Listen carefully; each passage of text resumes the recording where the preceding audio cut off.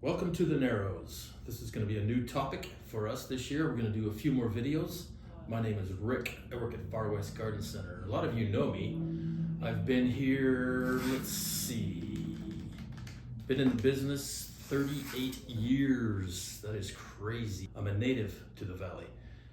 So we're going to talk about 3 conifers, 3 deciduous trees that are columnar. So hence, welcome to the Narrows. It's a very broad category for us here, but these 6 new ones should be here in the spring. So we're going to start off with one of my favorite Japanese maples called red Sentinel. It is bright red in the spring, pretty tight habit. You're looking at about 12 to 15 feet tall, maybe 4 to 6 feet wide. It does like afternoon shade like myself.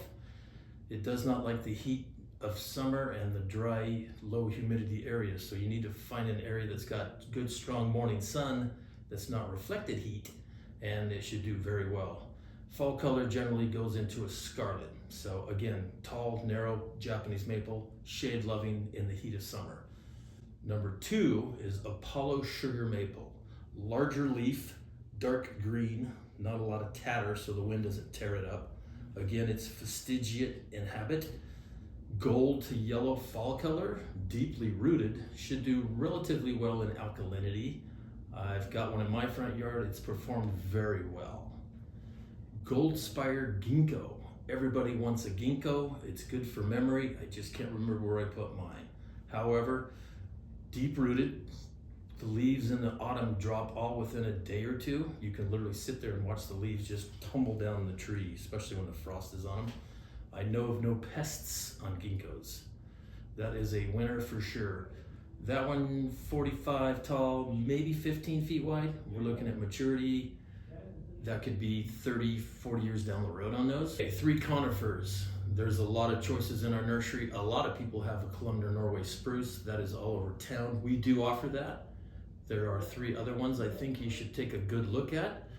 One of them is Skagit, oriental spruce. It's a petite little needle.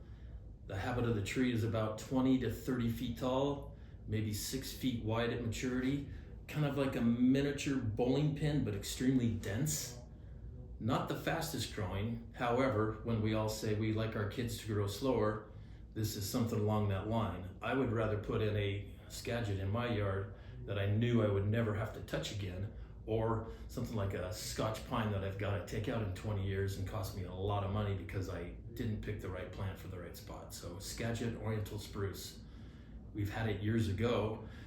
One of our suppliers kind of got out of cycle, so now it's back. It's a nice one for a smaller yard. It's definitely an upright habit.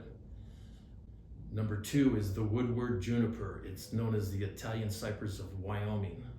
A nursery in Colorado found it in Wyoming. It's about 20 feet tall, 3-4 feet wide, kind of a pokey little thing, so it should keep the deer away. The reason for having single leaders on junipers is for the snow levels. If you get a lot of snow and it splays the plant out, it's like skiing and you wreck on the ski slope. So you just retain your shape. And the last one is hillside upright Norway spruce.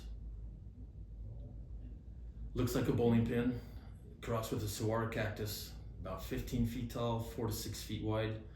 Norway spruce can take a fair amount of moisture. Good hardy plant for this area. So stay tuned for next week's trees. We will do dwarf conifers.